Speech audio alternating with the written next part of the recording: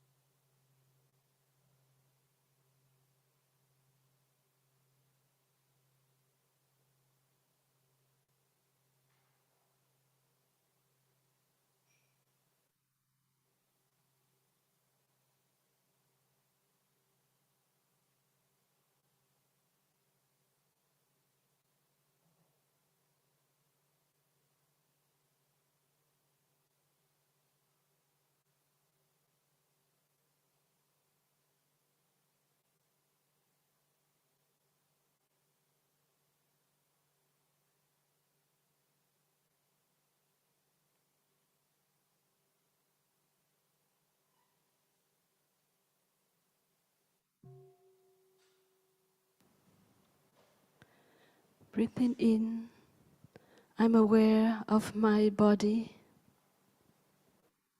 Breathing out, I am relaxing my body. Aware of body, relaxing body.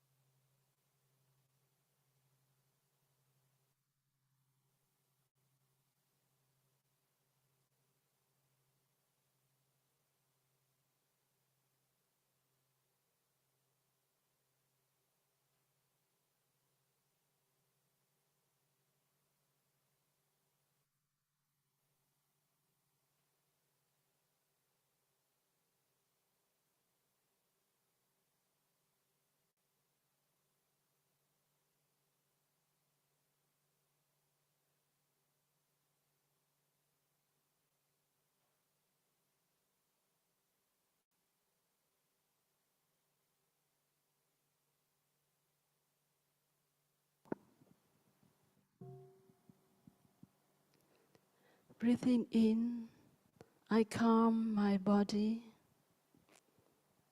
Breathing out, I care for my body. Calming body, caring for body.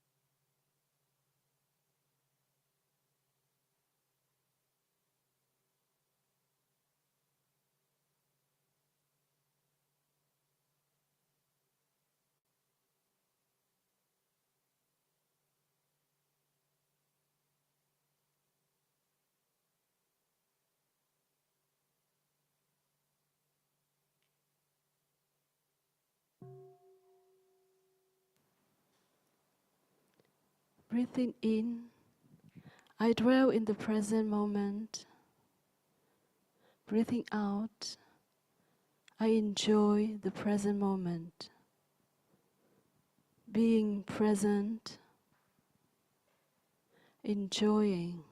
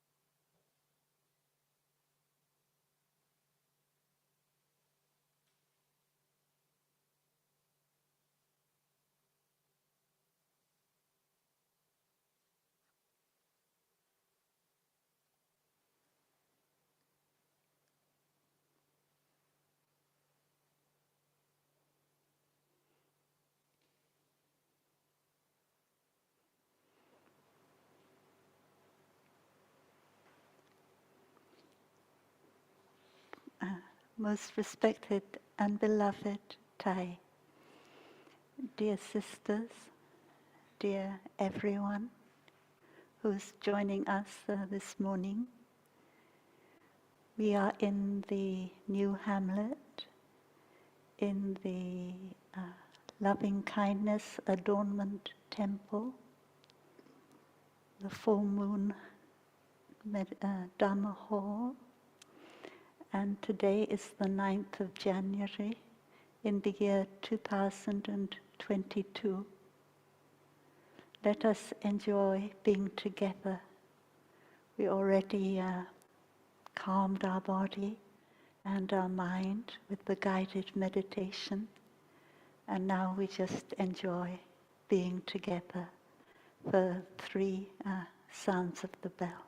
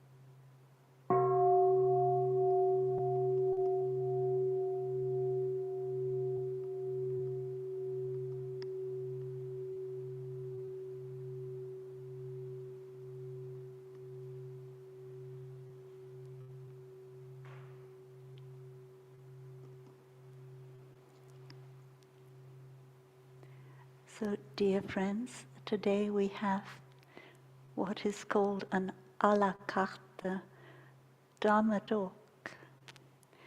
This means that the menu has already been decided, and I decide the menu depending on the questions that you sent in yesterday. So thank you very much for your questions. I'm sorry we cannot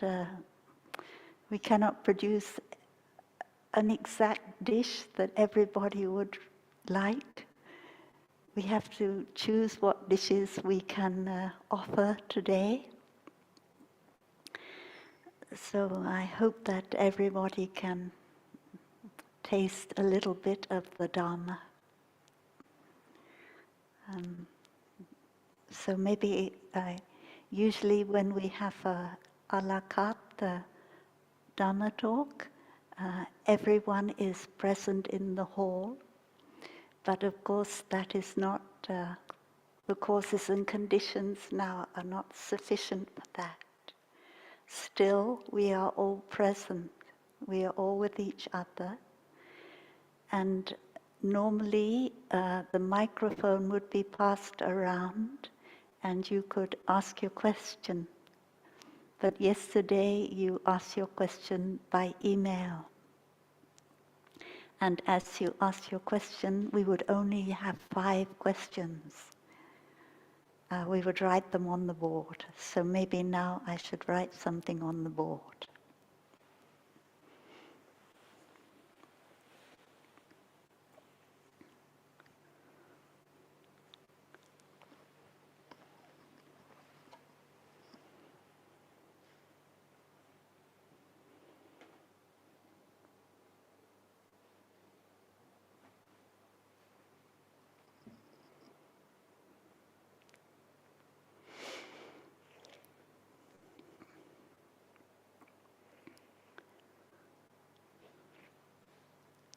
This is the menu.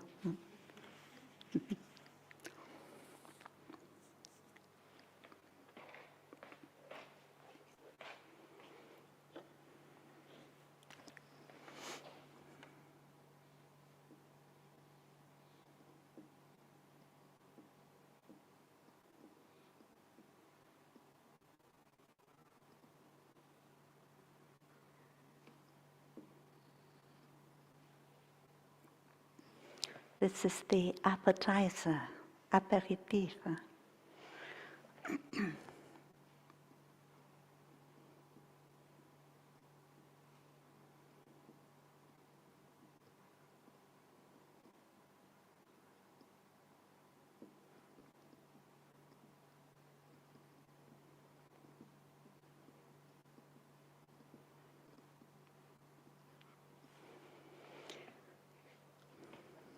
So we have two main dishes. They are quite connected to each other. The ingredients are a little bit the same for both, but they're a bit different too.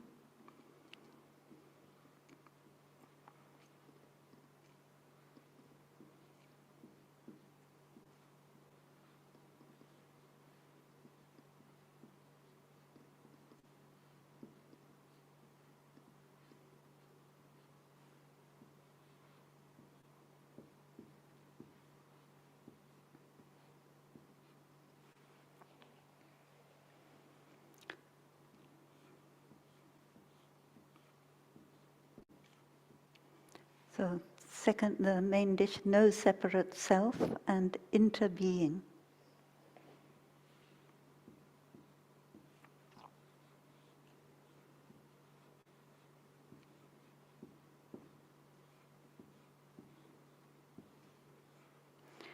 And the dessert is, or the cheese or whatever you want, is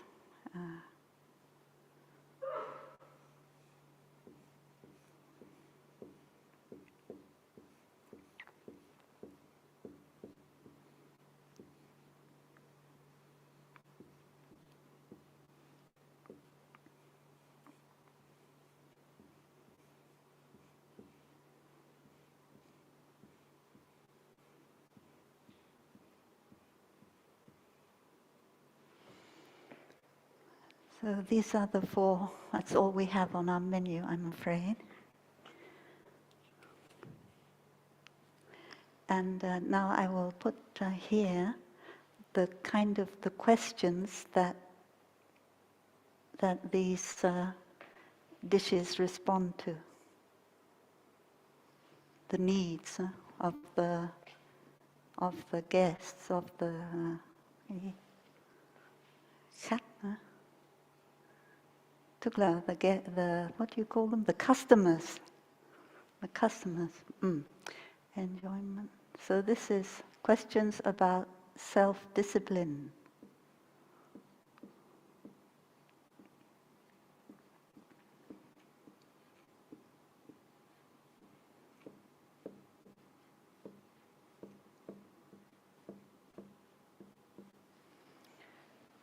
This is questions about self-sabotage. I don't know how you, sorry, Jane. Self-denigration, self-criticism, that kind of thing, huh?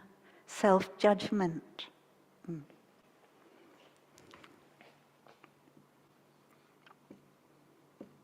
Self-blame.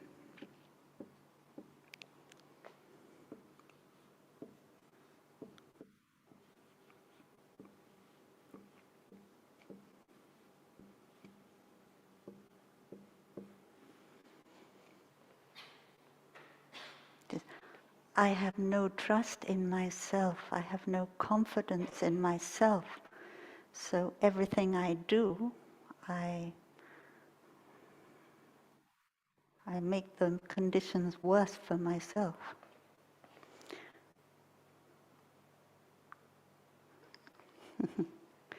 into being, huh?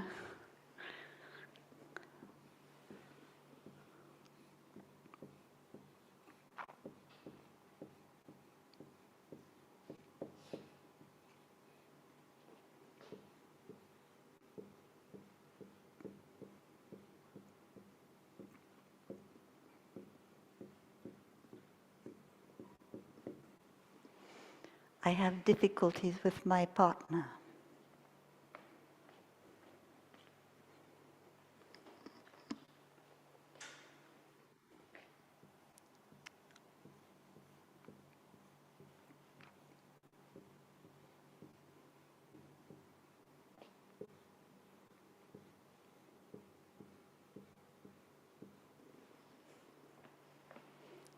Lastly, but not least, physical pain. How to practice with physical pain.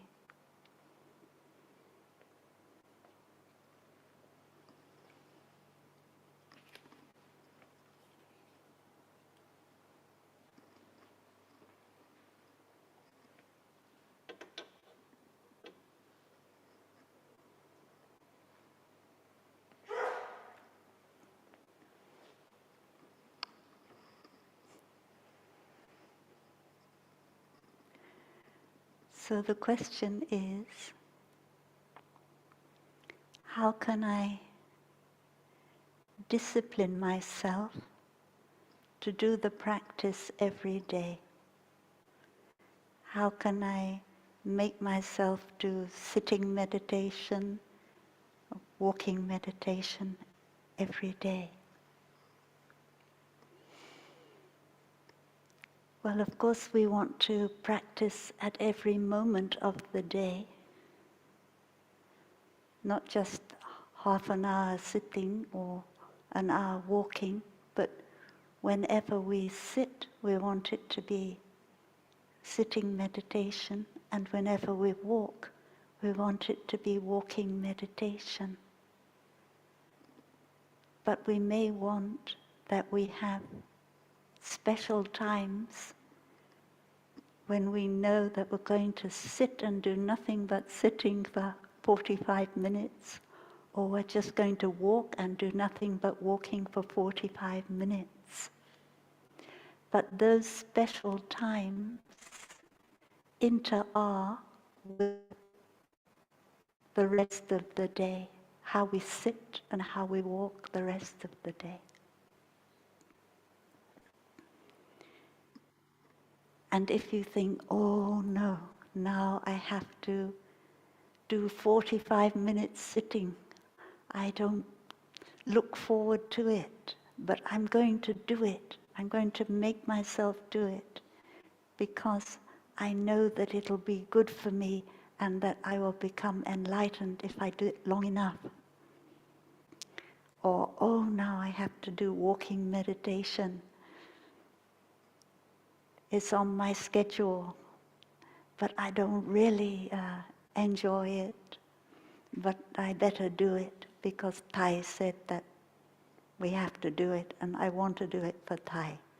But I'm not so sure that I'm doing it for myself. So that is a bit of an obstacle. And that is a root of non-enjoyment. And we need a root, R-O-O-T, not R-O-U-T-E, R-O-O-T.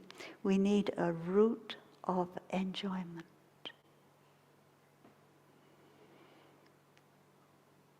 With the mindful breathing, I enjoy my breathing. It is the greatest enjoyment, this breath. And we need to be creative. We need to find the way to breathe so we really enjoy it. We really look forward to being able to breathe for 30 minutes or 45 minutes because it brings us so much peace. It brings us so much healing. And we can breathe in any way we like. We can breathe short, we can breathe long, but we just breathe so that we feel the joy of breathing.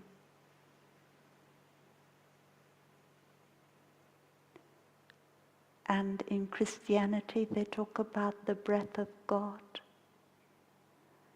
And we feel that breath is like the breath of God, the breath of the Holy Spirit.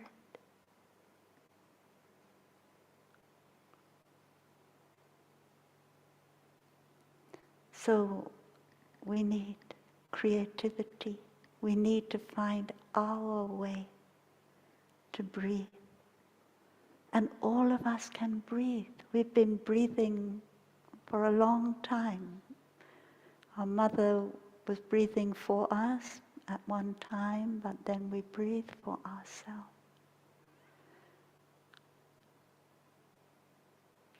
And now we tell you that it's good to breathe and you no longer enjoy breathing. And the breathing unites your body and your mind. It is the Spirit, the Holy Spirit.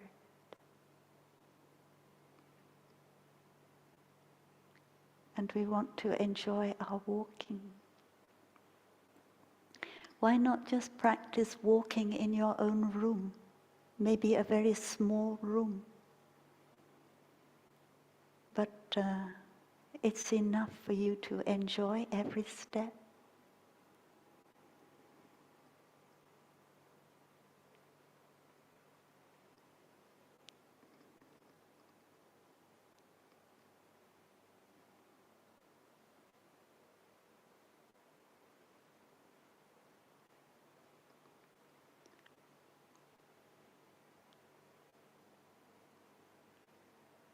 Just walking. However fast, however slow you want to go. Just feeling the contact between your feet and the earth. I can still walk. There will be a day when I cannot walk. Others will walk for me. But now I can walk for myself and I can walk for others. And every walk, every step brings peace to the earth. And Thai has given us words to use to help us stay with our step in the present moment. But that doesn't mean to say we can't make up our own words. The words that really inspire us. So on this sacred earth, I walk in peace. Or on this planet Earth, I walk to heal. We can say whatever we feel inspired to say, and whatever helps us to really enjoy walking. And of course we cannot be thinking about other things, we cannot be talking, we have to put our whole being into it. It's the same with our breathing. We must put our whole being into our breathing. And when we do that, there will be no need to think anymore, because we will be enjoying our breathing so much. The second of the breathing exercises is breathing in a long or a short breath. We stay with our breath as long as it lasts. In my room I have a clock, and the clock goes tick-tock, tick-tock. every second. And my breathing goes along with the sound of the clock. And at one point, my lungs will say, I want a longer breath. The lungs, very often, they want a long breath to fill right up and then to empty right out. So when my lungs tell me they want a long breath, I use the clock just to make the breath a bit longer, an extra tick-tock. And then if the in-breath is a bit longer, the out-breath will also be a bit longer. And then my lungs, they feel very happy. They enjoy very much.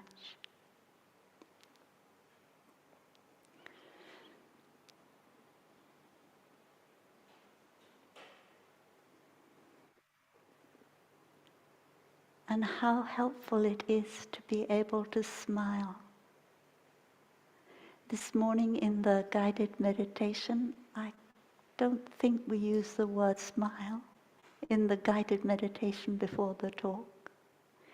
But even though we didn't use the word smile, I found myself smiling. It has become a kind of habit. When I first came to Plum Village, I didn't smile very much. And my elder sister, Sister Chân Đức, told me I must smile every half hour.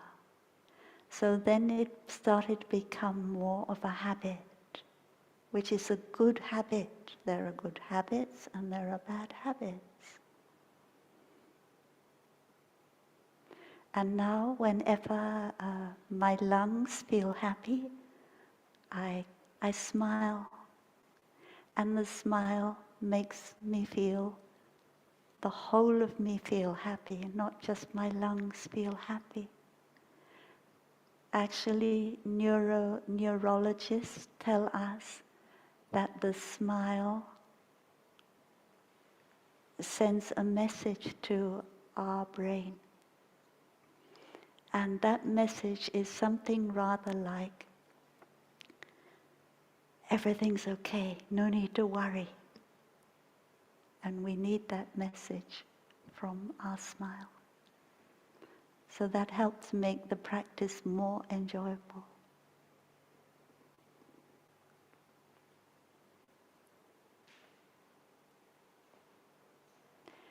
Any kind of practice you don't enjoy, you won't be able to do it for very long. But any practice that you enjoy, you will want to do it for your whole life. So that is why we need creativity and why we need the Sangha. Because everybody in the Sangha has their own way of practice and they want to share it in the Dharma sharing.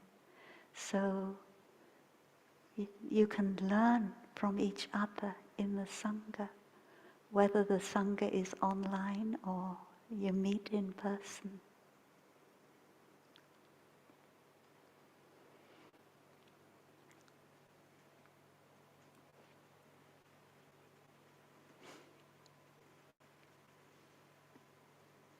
So now we have finished our aperitif and we will go on a little bit for the next dish. We have a sound of the bell.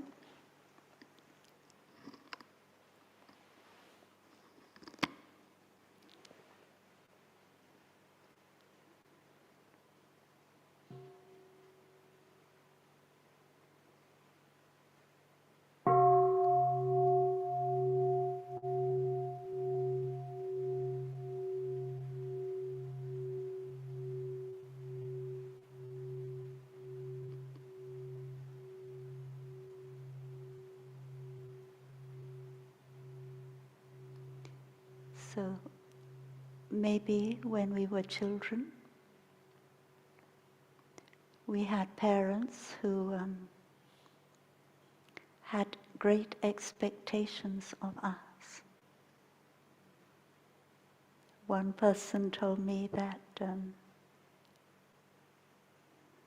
when she came home from school and told her father that she had received an A minus, she thought that her father would be very happy, but in fact he said, "Why wasn't it an A?" So when we receive that is not an A minus, but an A. So when we receive that kind of feedback from our parents as a child, and we receive it many times, then we begin to feel that we are not good enough. And that message of feeling that we're not good enough, it stays with us, it can stay with us for a very long time. So we have to practice to find ways to unlearn that message. We learn messages and our brain can learn them, but we can also unlearn.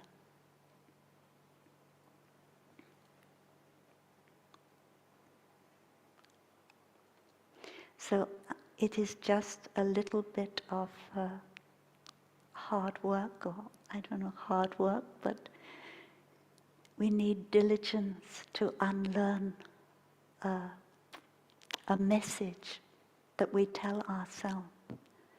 The message, "You're not good enough." We have to, when that message comes, we have to tell ourselves, "Stop. Don't keep giving that message. Come back to your breathing."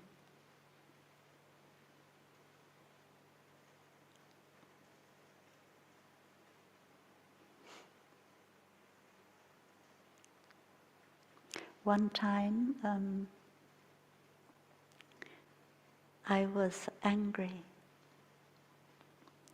and it was in a meeting, and I knew I was angry. And so I said to the people in the meeting, "Please allow me to go outside and do walking meditation because I don't feel peaceful." So I walk outside and I recognize I am angry. And I ask myself, why am I angry? And then I recognize I'm angry because my pride has been hurt. Happened twice that I was supposed to give a Dharma talk. You know that sometimes the sisters, they nominate for giving Dharma talk, and when you live in a hamlet where brothers and sisters do everything together, the sisters will nominate the Dharma talk for the sisters, and then the brothers will nominate the Dharma talk for the brothers. But sometimes the sisters forget when their turn is and when the brother's turn is. And so they nominate a sister when in fact the brothers also nominate a brother at the same time. So then you prepare the Dharma talk and you come and, oh, there's a brother who's giving the Dharma talk, it's not me. Huh? It happened once, you kind of ignore it. Then it happened another time, and then you're not happy. Huh? Anyway, that is because your pride is hurt. So then I recognize that my pride is hurt.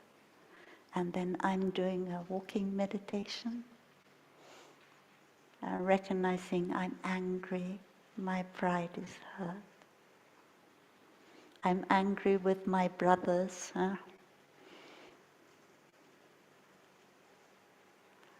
And then I start to feel compassion for myself. I think, poor me. I'm feeling so angry and I'm suffering because of my anger. And then I feel a drop of compassion coming up in my heart and helping me to feel better. And even a bit, some tear in my eyes because I feel so much compassion for myself. I'm suffering so much. And then I walk a little bit more because the feeling of compassion is very pleasant, it's not unpleasant. And then I recognize my brothers suffer too. My brothers also suffer. And I start feeling compassion for my brothers. So to feel compassion for oneself is very important if you want to feel compassion for others. If you find that you are feeling compassion for others, but you don't feel it for yourself, that may not be real compassion. It may be what we call pity. Tội nghiệp.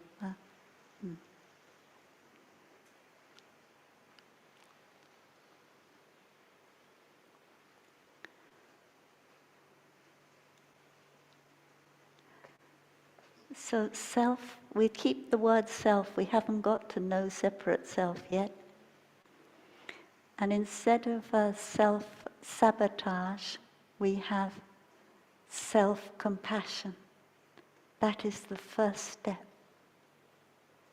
Why do you have compassion for yourself? Because you understand that you are suffering. And why do you have compassion for somebody else? Because you understand that they are suffering. So the root of compassion is understanding the suffering.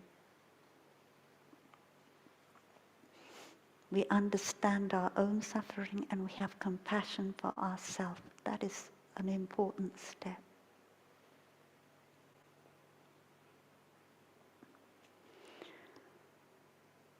So we learn, it's a training, we learn that whenever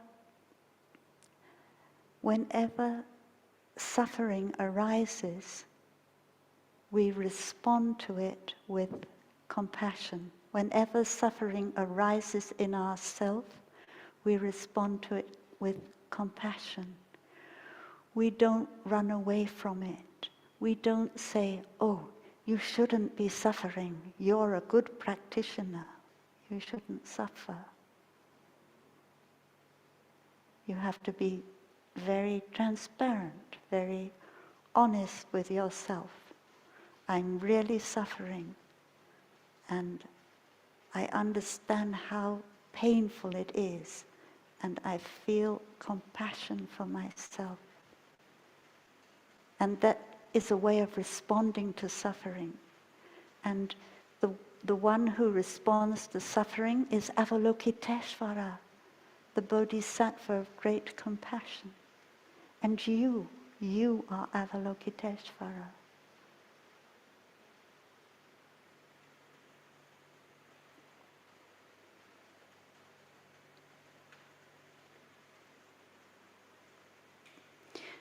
And then there will be a day when we become ill, we become very sick. And that is one meditation that we have to do. I am of the nature to have ill health. There is no way to escape ill health. And now we are quite healthy. We are able to walk around, take good care of ourselves. But there will be a day when we lie on our sick bed and we cannot take care of ourselves. And one of the greatest fears that we have when we meditate, I am of the nature to have ill health, is when I lie on my sick bed, I can't walk, I can't take care of myself, I can't wash myself. Somebody else will have to do that for me. I will be a burden. I will be a heavy burden for other people. And that is our fear.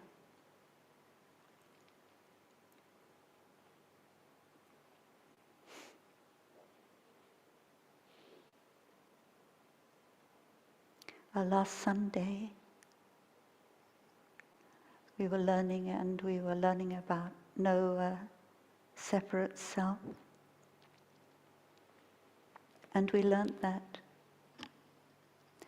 there is sickness, but there is no one who is sick. So this is what we train ourselves to see. There is no I who is sick, but sickness manifests. Like in the Vimalakirti Sutra, they say Vimalakirti is pretending to be sick. In fact, he's really sick, but we talk about it as pretending to be sick. Tihiing, maybe it's manifesting sickness, appearing to be sick. And in fact, if we say, I am sick, it might be wiser to say, I am manifesting sickness, or sickness is manifesting.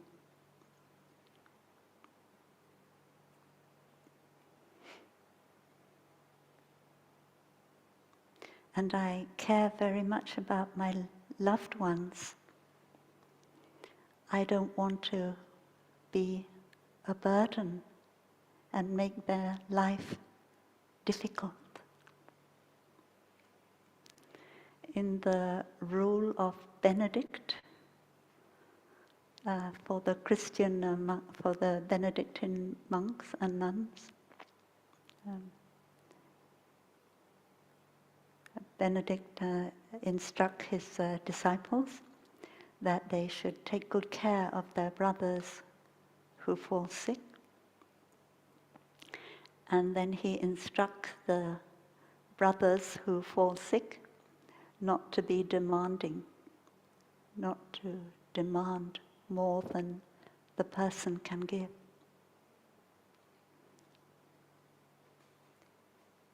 So when there is sickness, there is a door open for compassion.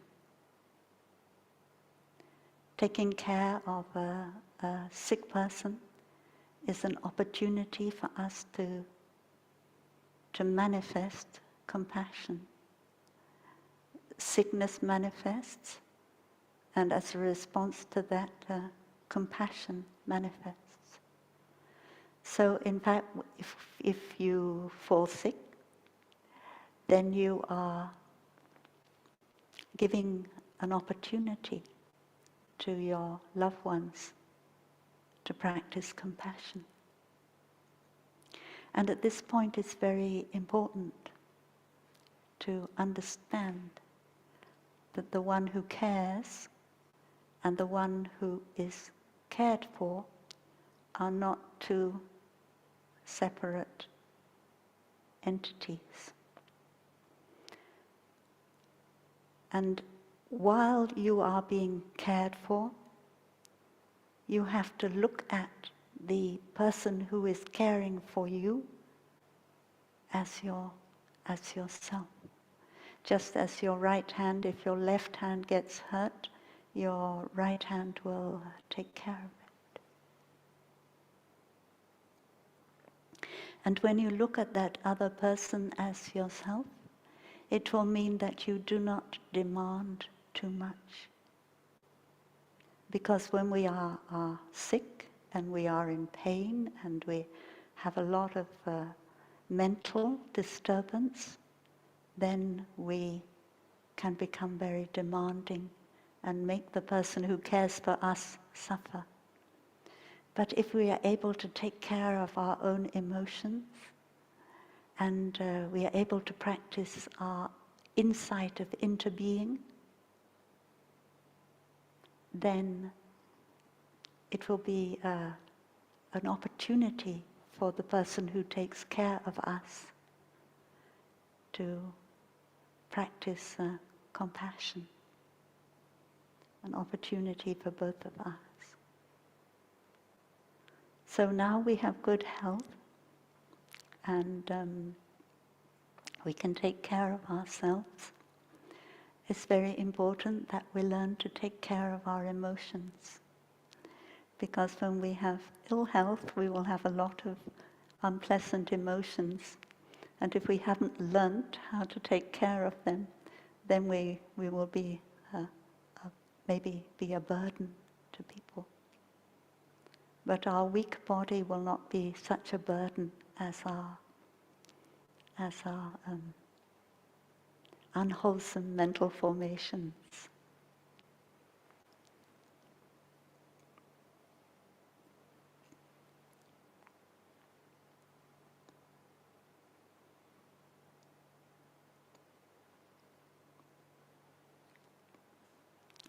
So another part of this is self-sabotage, is the inability to forgive yourself.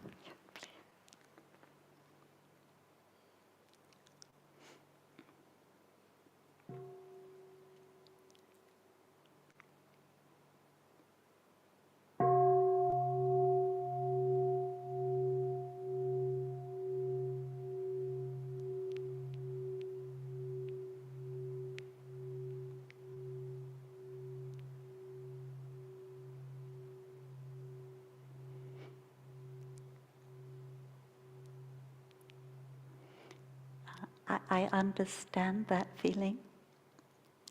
The other day I did something unskillful. I can't remember what I did now. I said something unskillful. I can just remember feeling very bad about it.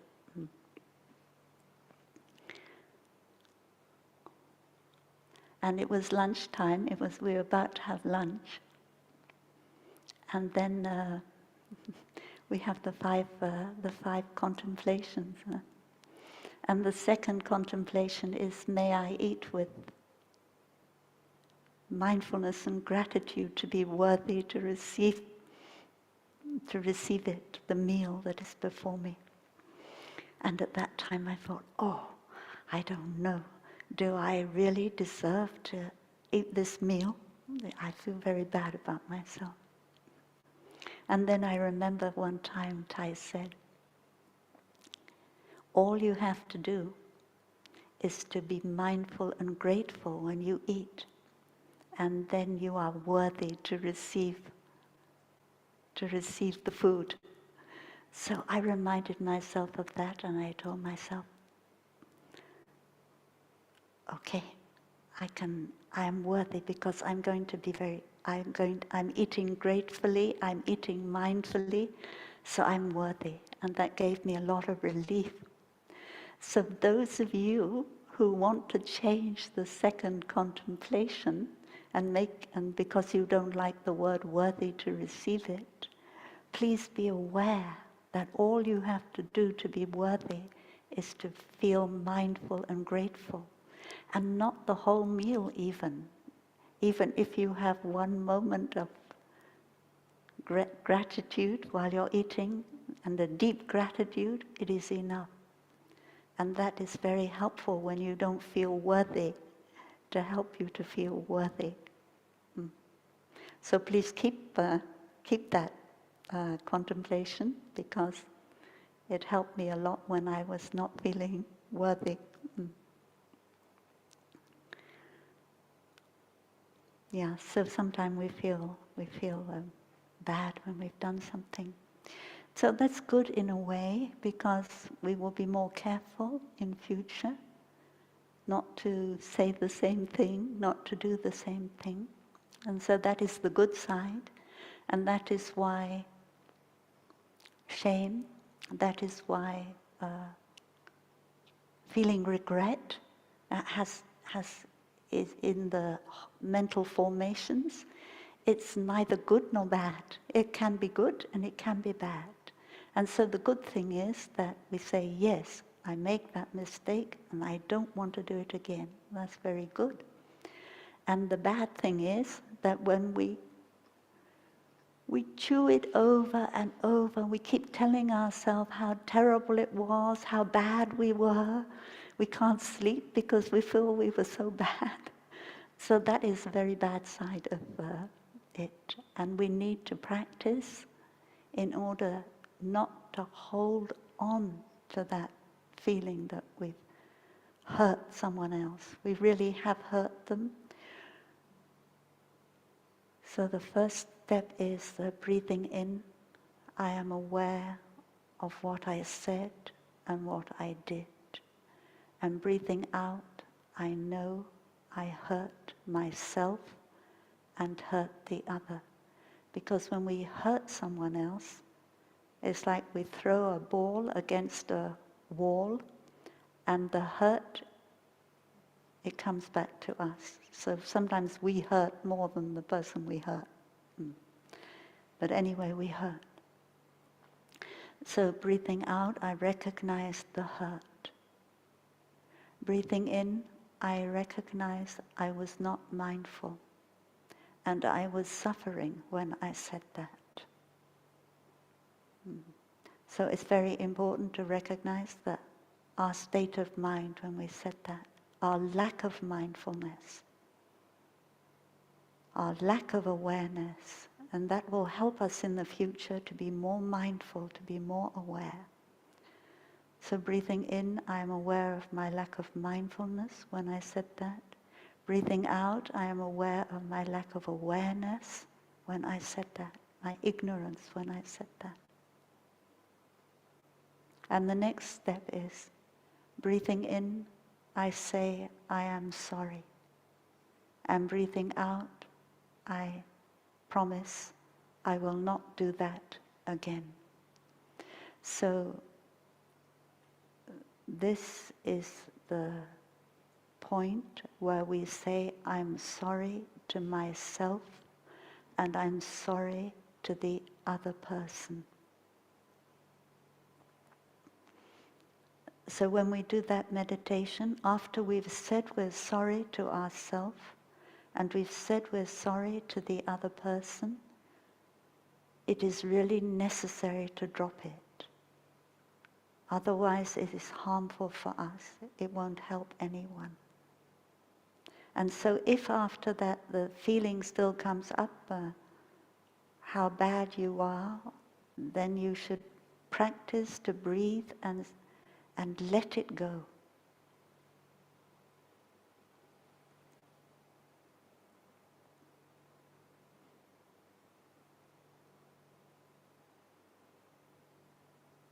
So some people, maybe because they feel they're not worthy,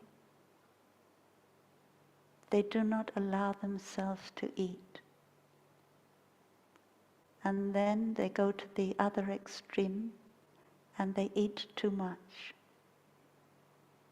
And this is something very common in the West, and it's called eating disorders, like anorexia and bulimia. Bulimia is eating like an ox.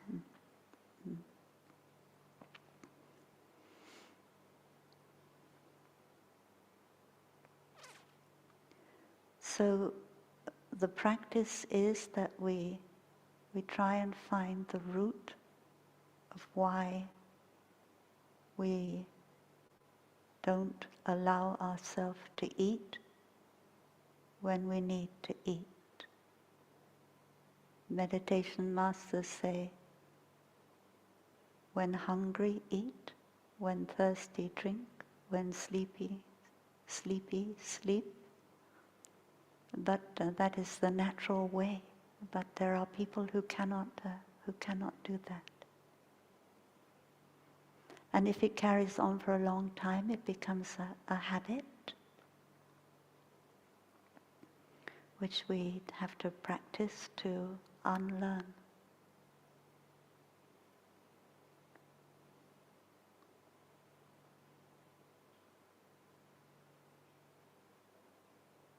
In the Greek mythology, the gods up in the heaven, they have a special kind of food. It's called ambrosia.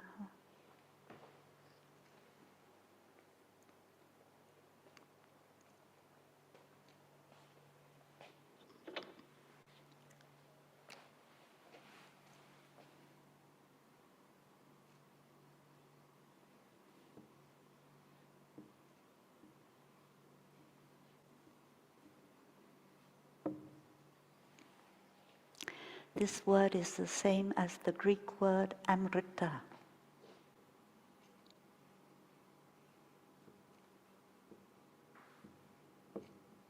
And this they translate into Chinese as kamlo.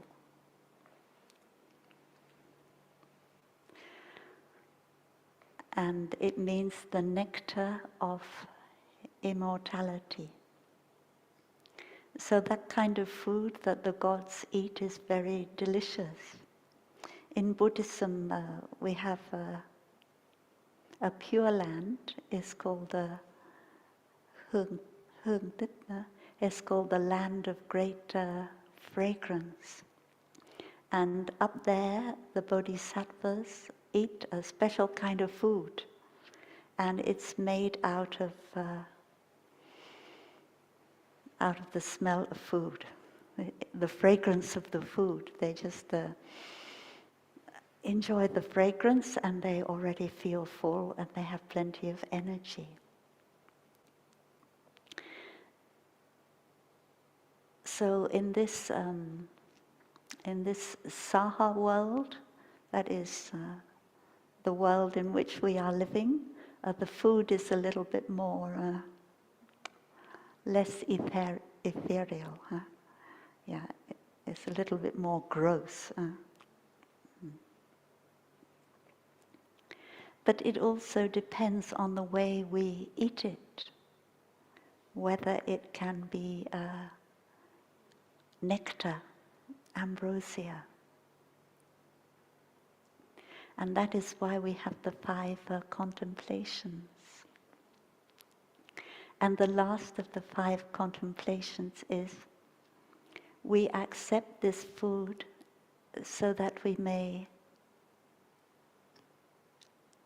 build our Sangha, so that we can build brotherhood and sisterhood, so that we can realize our ideal to help all beings.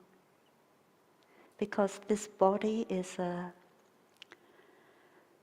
opportunity, a precious opportunity, and it needs food in order for that opportunity to be realized. The best thing is if you can eat with the Sangha. That is that is the best way to cure eating disorders. And you ask a Sangha member, please, carte, please serve the food for me, because we know we have a habit energy that will take the food that we think will give us the least calories or something like that. So we need to have somebody who doesn't have that habit energy to serve our food. And then we sit down with the Sangha, we read the 5 contemplations, and we eat each mouthful as if we are a god in the heaven, eating ambrosia. And we see where that ambrosia comes from. It comes from the sunshine, it comes from the rain. Yeah, and it is coming into us and giving us the capacity to do the work, to continue the career of the Buddha, to do the work of helping others and realizing peace in ourselves. It's such a precious, precious gift. Practicing like that, we can turn the habit energy around and avoid eating on your own if you possibly can. Maybe you have a picture of if you cannot eat with the Sangha, then have a picture of the Sangha. Ask somebody to take a photo of the Sangha eating and put it in your place before you, where you eat.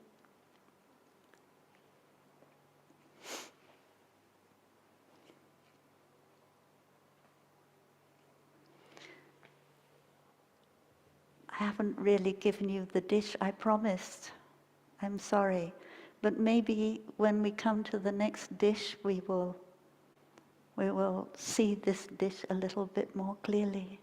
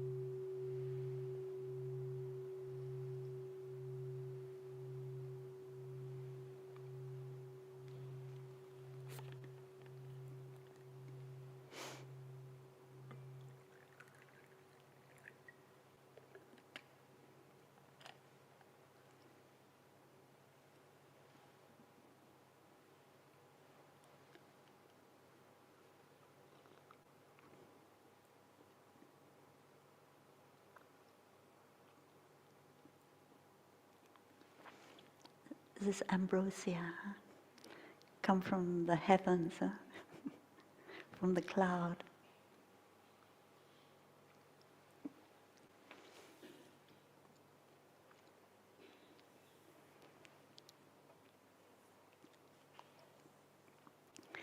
So my partner is always angry,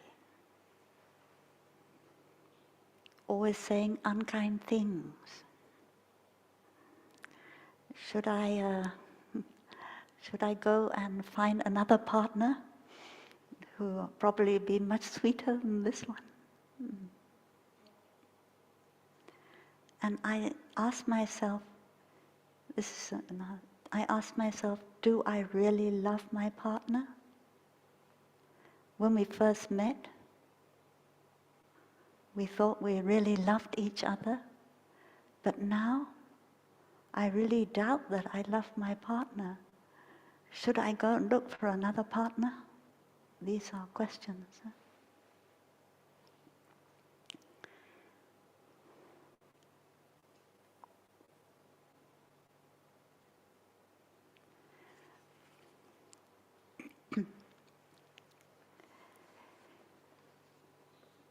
You are me, or you are I, and I am you.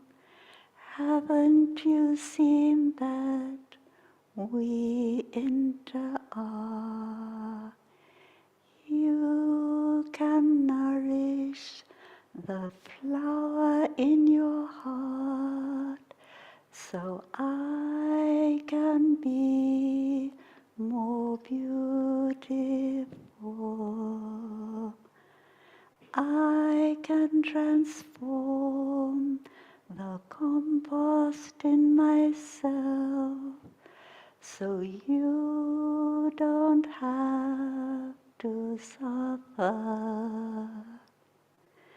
I support you, you support me. I manifest in life to offer you peace, to offer you joy. You are there to bring me happiness. You are I am you. Have you not seen that we in the are? And la doi la en. Yeah. So this poem was written by Thai for psychotherapists. So presumably Thai wrote it in English originally, I don't know.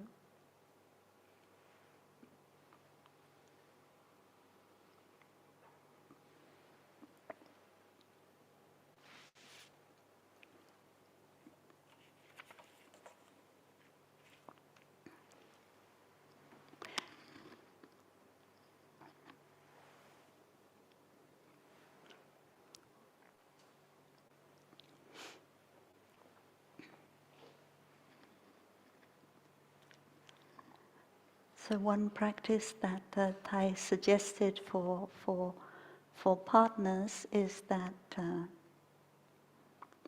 one of you, maybe one of you who's been practicing a little bit longer than the other, can say to the other, do you have some time for us to sit together?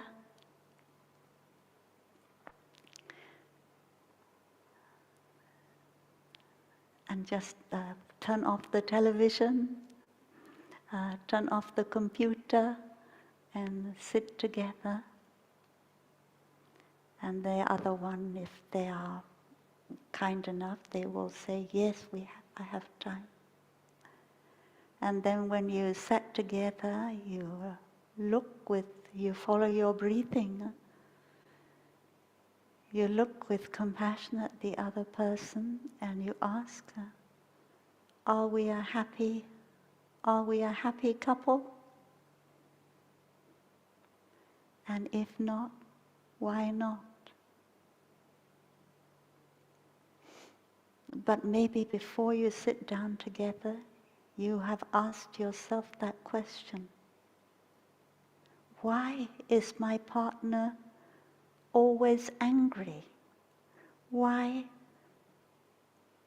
does he say such unkind things? I think it's just him. He's just got too many unwholesome mental formations. But I forget that you are I, and I are you. I am you. So maybe his anger has something to do with me. That is the first question I need to ask myself. Does her anger have something to do with me? And maybe you need to ask directly that person. After you've asked yourself, you may see, oh, there are things I do. I'm not always so fresh. There are things I say. Maybe they spark off anger in that other person. And so I need to come to them and ask them, please tell me the things I do and say that push your button, that water the negative things in you, and I will be more careful not to do it.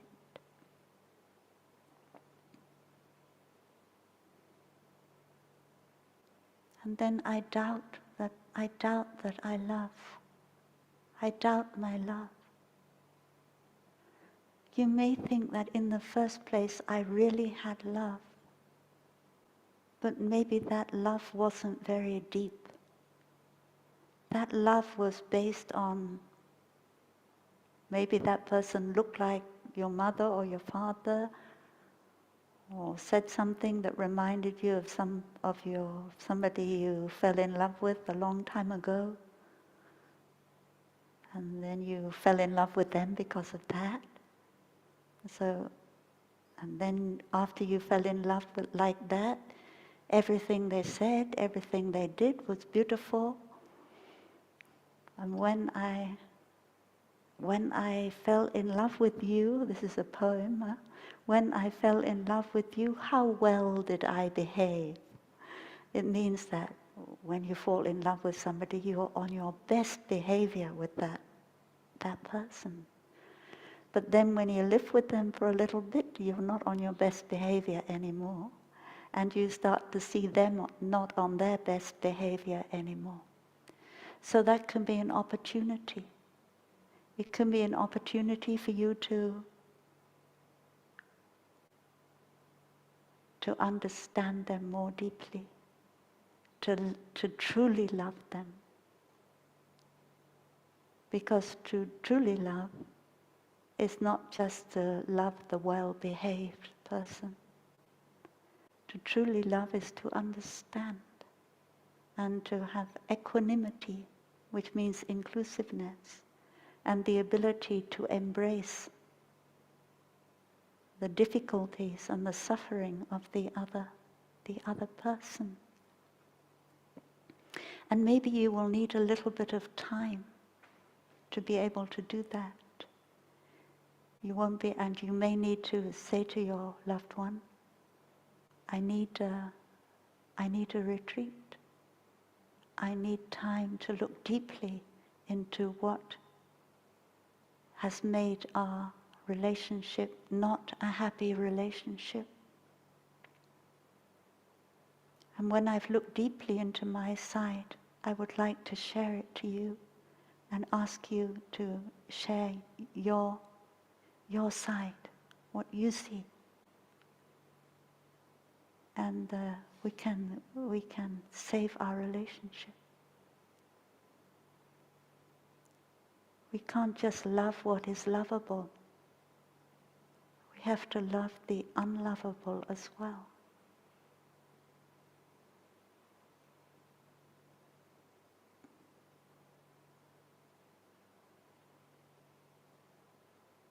And in ourselves there are unlovable things, just as there are in the other.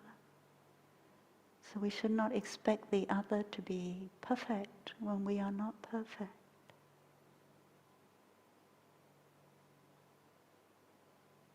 The thing is that the two of you met, you fell in love,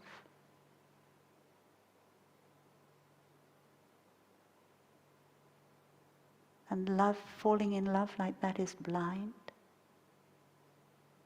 And now your eyes beginning to open. Does that mean to say that you abandon that other person? Or are you going to try? With the practice, you can do it. And it may mean accepting many things that before you thought, well, you couldn't accept.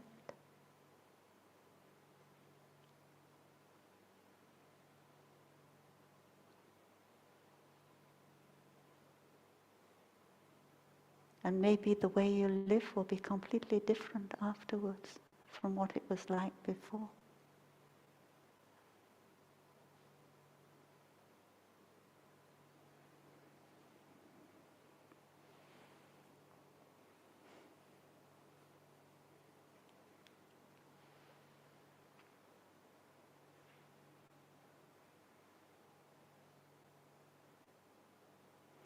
So, when we look at our dessert,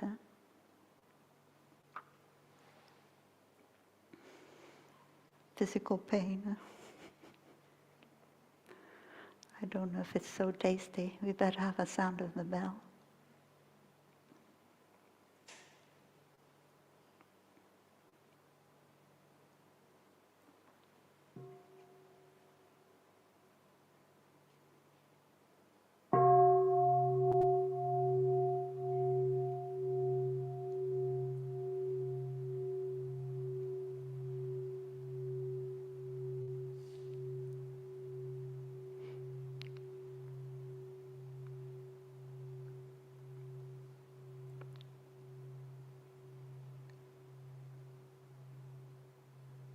So last Sunday when I was sharing, I said that when I have my experience of having a physical pain or physical discomfort is that I say to myself, I have to bear it, bear it, bear it, I have to bear it. But then one day I asked myself, who is the I that has to bear it? And I couldn't find an I that had to bear it. All I could find was the pain and the difficulty to bear. It's like before we said there's the sickness and there's the compassion. There's not an I. There's not an I who is compassionate. There is not an I who is sick. But because of the sickness, compassion arises. And because of the pain, the idea unbearable arises. So there's no I. And when I remove the I, the pain isn't quite so bad.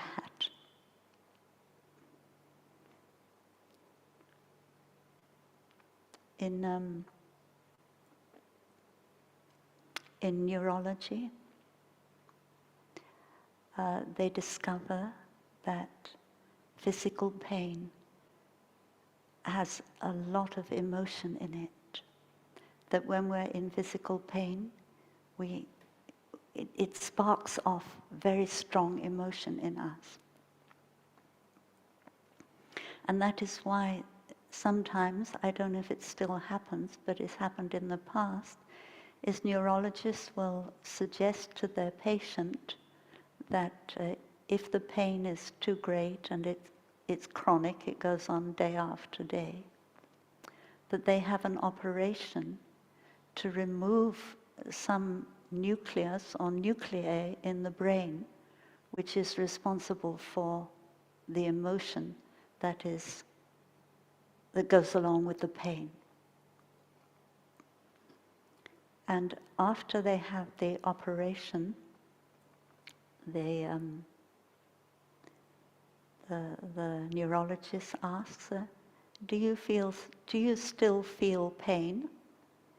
And the patient says, I feel pain, but I don't care. I feel pain, but it doesn't worry me. So is something, if we have pain, is something useful to know. I don't know if I would, because I haven't been in chronic, terrible pain, I don't know if the neurologist said to me, we can remove a part of your brain and then you won't care about the pain anymore. Would I say, yes, please go ahead and do it? Or would I say, no, please, I don't want to lose part of my brain? You can't decide for someone else, you can only decide that kind of thing for yourself. Another thing that I think we need to be aware of in the West more is Eastern medicine.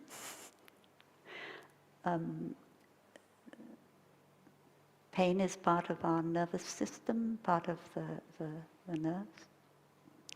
And we have channels of energy in our body, which are also part of the nervous system.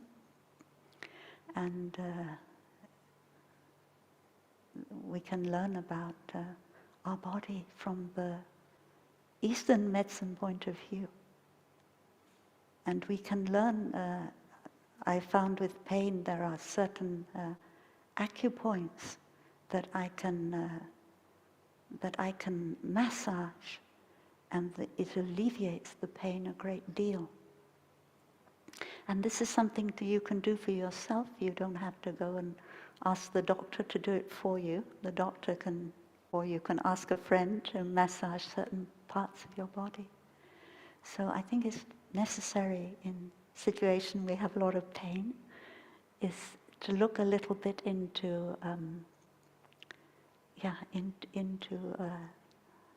the Eastern way of looking at medicine. And that can also help our mind.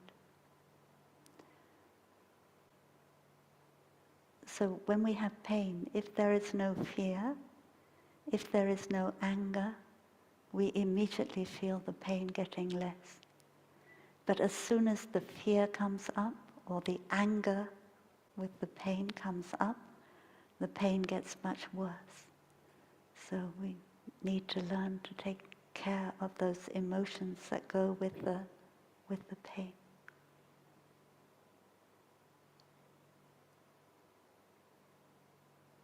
I will refer to the Vimalakirti Sutra again.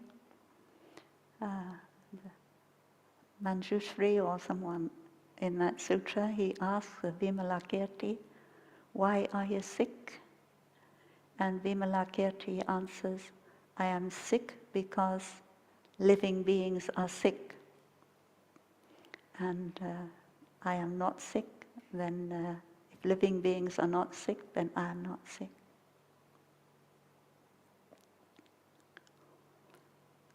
So I think this is also a very good practice to do,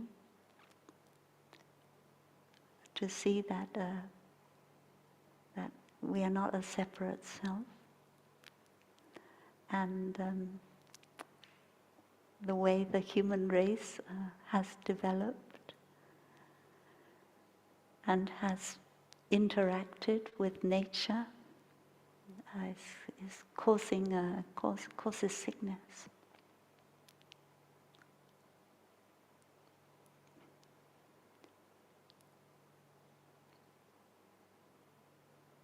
I often think that Thai is manifesting sickness, disability.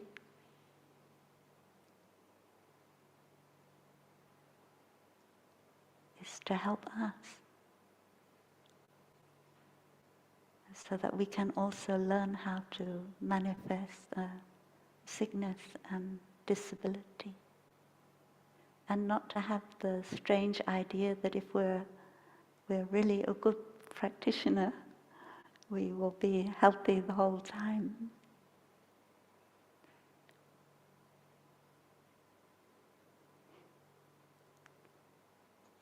And our breathing is a wonderful help.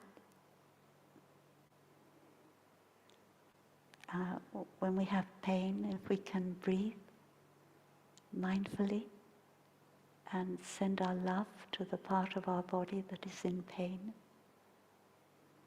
There's a wonderful guided meditation about awareness of different parts of our body and the state that they are in. Aware of my heart, aware of the state of my heart. And we really need to know ourselves, to come back to ourselves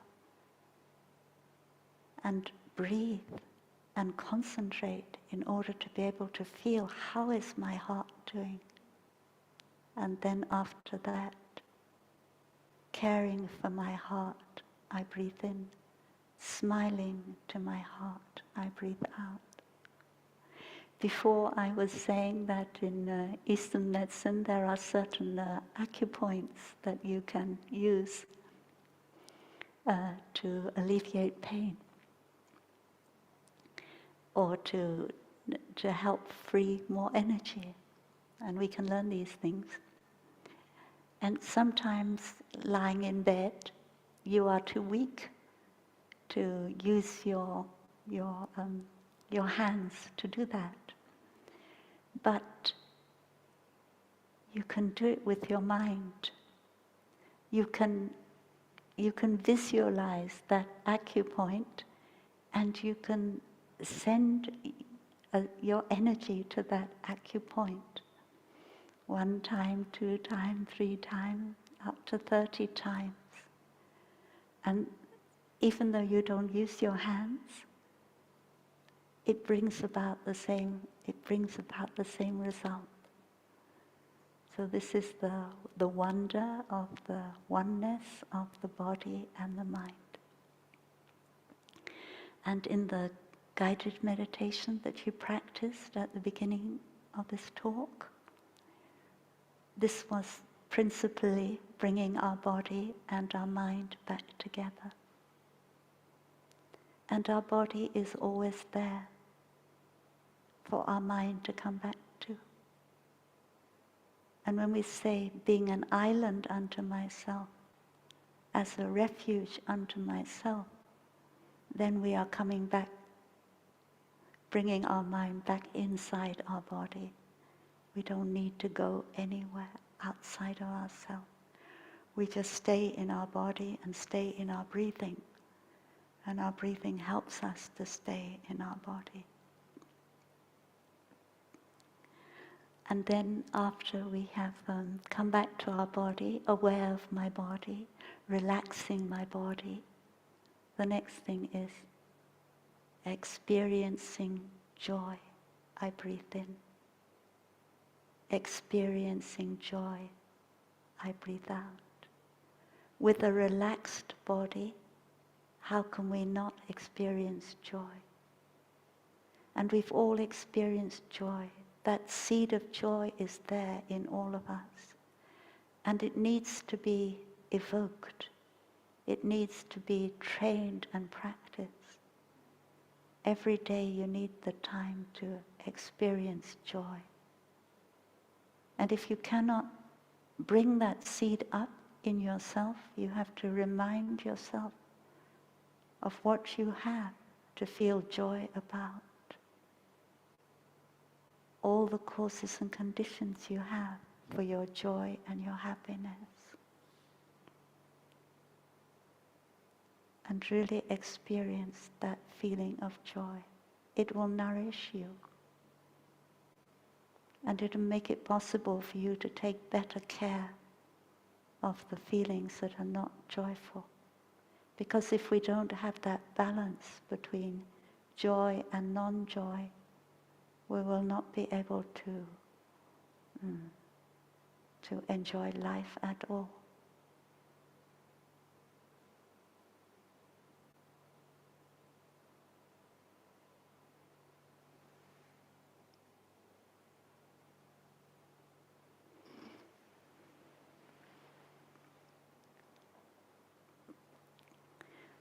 So, dear friends, thank you for listening. I hope that something can be of help to you. But we need a Sangha, we really do. And there's plenty of online Sanghas now if you happen to be isolated or have to stay at home. So please find one. And we're always here in Plum Village with you. And our practice is also your practice. And wherever you are, if you walk mindfully, when you breathe mindfully, you're already in Plum Village. You're already with us.